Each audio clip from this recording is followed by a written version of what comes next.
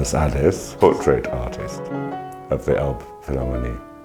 Yes, and I'm a composer from England. If I had to throw everything else out of the hot air balloon and keep one job, it would be composer.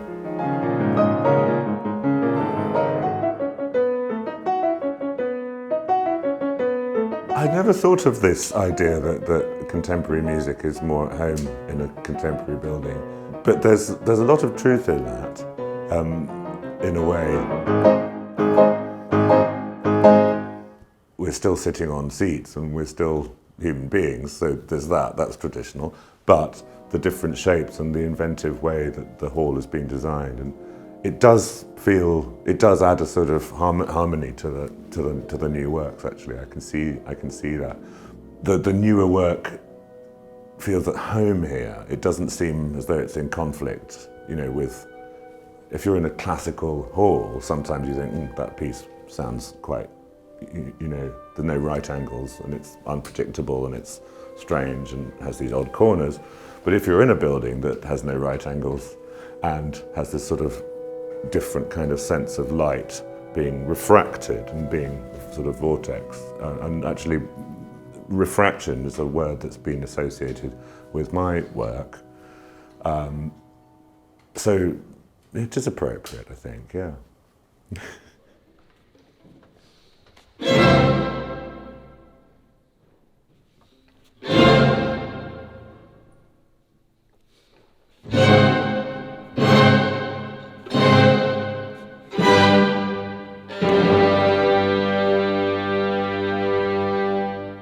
Ich kenne Thomas Addis fast seit 30 Jahren. Ich habe oft mit ihm gespielt. Der ist fantastisch als Pianist, der ist fantastisch als Dirigent, aber auch ist er ein der größten Komponisten unserer Zeit.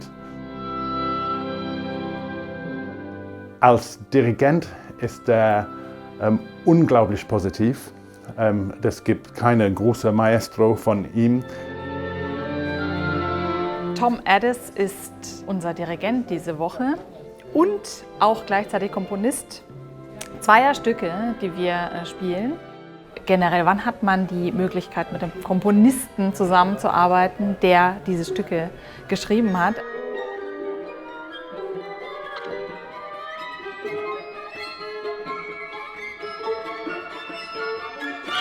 Man kann ihn dann direkt fragen, wie er was gemeint hat, wenn spieltechnische Fragen da sind. Oft muss man ja sonst bei modernen Komponisten manchmal raten.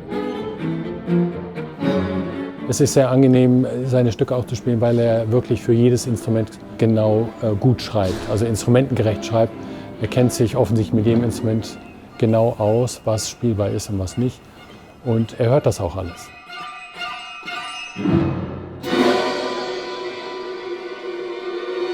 The composing process, well, that's, I just put one note in front of another or behind another and then move them around gradually over a period of time.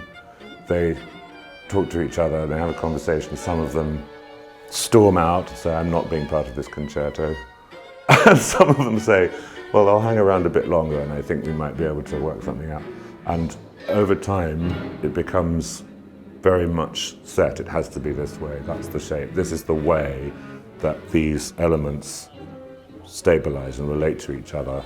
And it's like a kind of constant, it can be an instability, but that remains alive. So that's when I know it's finished.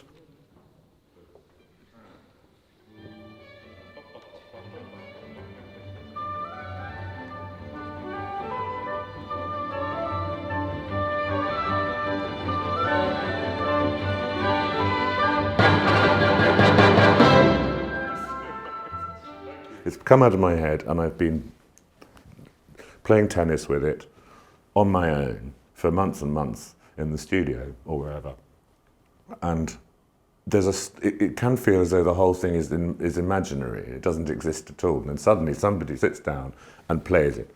There's this very odd feeling that reality has sort of changed. Something that was in your head is suddenly real, particularly when it's played with total understanding and kind of intellectual and physical commitment. It's marvellous to see all these, the real docks there, isn't it? It's a big dock, docking area. Amazing. I could be on a boat in the kind of North Sea. Amazing. Thomas Adès ist eigentlich das ist ein totales Klischee, der interessantesten Musiker heutzutage. Er ist ja schon sehr lange im Geschäft und er ist noch gar nicht so alt, er ist Ende 40 und er hat schon mit Anfang 20 seine ersten riesigen Erfolge gefeiert und seitdem hört das nicht auf und er ist nach wie vor brillanter Musiker in allen Belangen.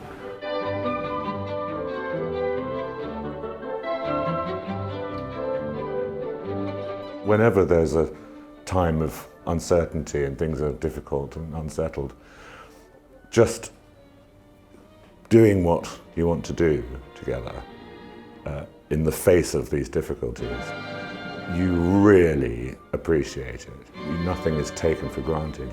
You really feel how fortunate we are to be doing this.